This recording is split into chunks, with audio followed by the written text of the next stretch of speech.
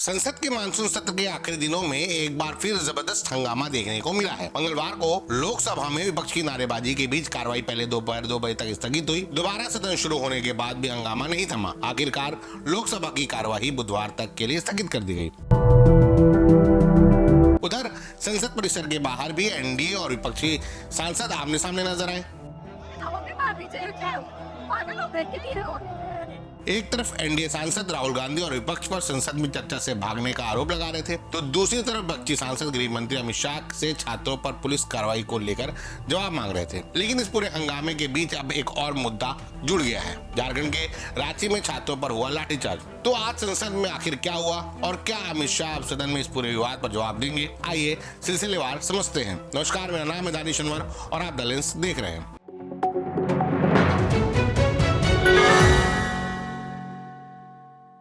मंगलवार सुबह लोकसभा की कार्रवाई शुरू होते ही विपक्षी सांसदों ने नारेबाजी शुरू कर दी। विपक्ष जंतर मंतर पर छात्रों के प्रदर्शन के दौरान हुई पुलिस कार्रवाई को लेकर गृह मंत्री अमित शाह से जवाब की मांग कर रहा था। कांग्रेस सांसद माणिकम टैगोर ने भी लोकसभा में अमित शाह के जवाब की मांग करते हुए स्थगन प्रस्ताव दिया। लोकसभा स्पीकर ओम बिरला ने विपक्षी सांसदों से सदन चलने देने की अपील की। उन्होंने कहा कि सत्ता पक्ष और विपक्ष को मिलकर यह सुनिश्चित करना चाहिए कि सदन की कार्यवाही बाधित न हो, लेकिन हंगामा जारी रहा। दुनिया का सबसे बड़ा लोकतंत्र भारत है। मेरा आग्रह पूर्वक रहता है कि तख्तियां लेना बंद करें, चर्चा और संवाद करें, बातचीत करें। इसके बाद लोकसभा की कार्रवाई पहले दोपहर 2 बजे तक स्थगित कर दी गई। सदन की कार्रवाई आज 2 बजे तक के लिए स्थगित की जाती है। दोपहर 2 बजे लोकसभा की कार्यवाही दोबारा शुरू हुई, लेकिन विपक्षी सांसदों की नारेबाजी जारी रही। इसी हंगामे के बीच सरकार ने 2 विधेयक पारित करा दिए। केरल का नाम बदलने से जुड़ा विधेयक और राष्ट्रीय सहकारी विकास निगम संशोधन विधेयक बिना चर्चा के पारित हो गया। केरल अब केरलम के नाम से जाना जाएगा। जो सदस्य इसके पक्ष में है वो हाँ कहे, जो सदस्य विरोध में है वो ना कहे। मेरे विचार में निर्णय हाँ वालों के पक्ष में हुआ, हाँ वालों के पक्ष में हुआ। प्रस्ताव स्वीकृत हुआ और विधेयक पारित हुआ। दोनों विधेयक पास होने के बाद भी हंगामा जारी रहने पर लोकसभा की कार्रवाई बुधवार तक के लिए स्थगित कर दी गई। यहाँ जानना बेहद जरूरी है कि अब संसद की कार्यवाही के लिए सिर्फ 2 दिन बचे हैं, 12 और 13 अगस्त। अब 2 दिन बेहद अहम रहने वाले हैं। अब तक पेपर लीक पर चर्चा के दिनों को छोड़ दें तो पूरा मानसून सत्र हंगामे की भेंट चढ़ गया है। इस मानसून सत्र में सिर्फ सदन में हंगामा नहीं हो रहा है, बल्कि संसद परिसर में सदन के बाहर भी लगातार राजनीतिक माहौल गरमाया रहता है। मंगलवार को भी राजनीतिक टकराव देखने को मिला। सत्र शुरू होने से पहले एनडीए सांसदों ने विपक्ष के खिलाफ विरोध मार्च निकाला। उनका आरोप था कि विपक्ष चर्चा से भाग रहा है और संसद को चलने नहीं दे रहा है। वहीं विपक्षी सांसदों ने गृह मंत्री अमित शाह के खिलाफ प्रदर्शन किया और जंतर मंतर पर छात्रों के खिलाफ हुई पुलिस कार्रवाई पर जवाब की मांग की। यानी संसद के अंदर भी हंगामा और संसद के बाहर प्रदर्शन। इसी दौरान प्रियंका गांधी के संसद पहुंचने पर बीजेपी सांसदों ने राहुल गांधी के खिलाफ नारेबाजी शुरू कर दी।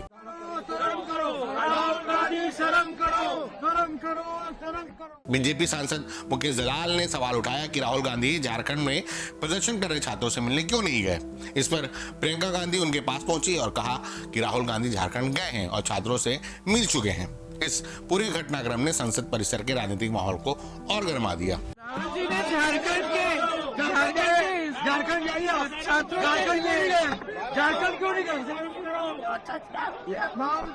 दरअसल दिल्ली के जंतर मंतर का विवाद अभी शांत भी नहीं हुआ था कि झारखंड की राजधानी रांची में छात्रों पर पुलिस कार्रवाई ने नया राजनीतिक मोर्चा खोल दिया है। झारखंड पीएससी और झारखंड एसएससी परीक्षाओं में कथित अनियमितताओं को लेकर छात्र 10 अगस्त को विधानसभा घेराव करने पहुंचे थे। प्रदर्शनकारियों ने बैरिकेड पार करने की कोशिश की, जिसके बाद पुलिस ने उन्हें रोकने के लिए वाटर कैनन और आंसू गैस का इस्तेमाल किया।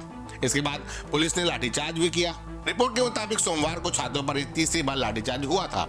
इस कार्रवाई के विरोध में बीजेपी ने मंगलवार को झारखंड बंद का आह्वान किया। अब बीजेपी और एनडीए रांची के मुद्दे को लेकर राहुल गांधी और कांग्रेस पर हमला कर रहे हैं। एनडीए सांसदों का सवाल है, अगर छात्रों पर पुलिस कार्रवाई गलत है तो राहुल गांधी झारखंड के छात्रों के मुद्दे पर क्या कर रहे हैं। सत्ता पक्ष का आरोप है कि कांग्रेस दिल्ली में छात्रों के मुद्दे पर सरकार को घेर रही है, लेकिन झारखंड में हुई कार्रवाई को लेकर अलग रवैया अपना रही है।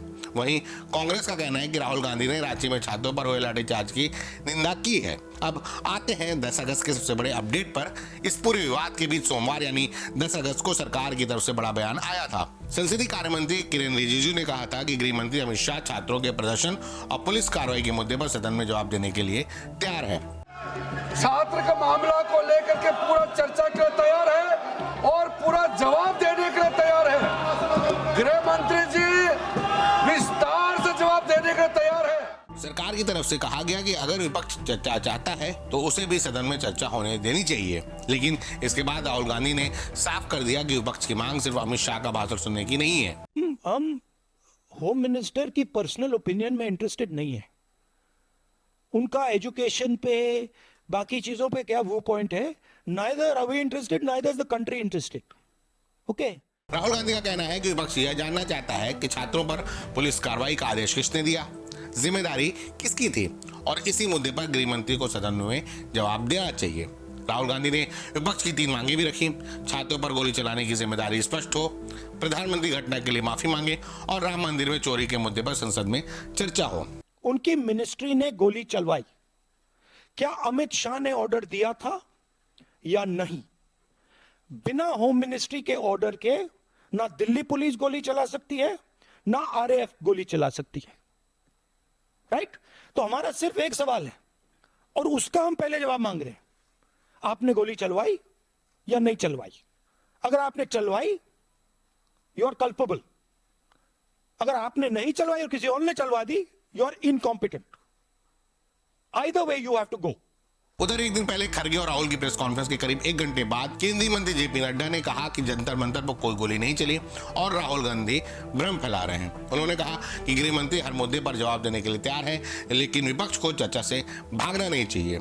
और फिर से मैं चैलेंज देता हूं राहुल गांधी को, आप सदन में आइए, हम चर्चा के लिए तैयार हैं और आपको मुंह तोड़ जवाब दिया जाएगा, यह भी बताना चाहूंगा। और भ्रम मत फैलाइए, कोई गोली नहीं चली है जंतर मंतर में और कोई गोली का ऑर्डर नहीं दिया गया है जंतर मंतर। यानी अब इस विवाद में सबसे बड़ा टकराव इसी बात पर है कि जंतर मंतर पर पुलिस की कार्रवाई को लेकर विपक्ष के आरोप और सरकार का पक्ष क्या है।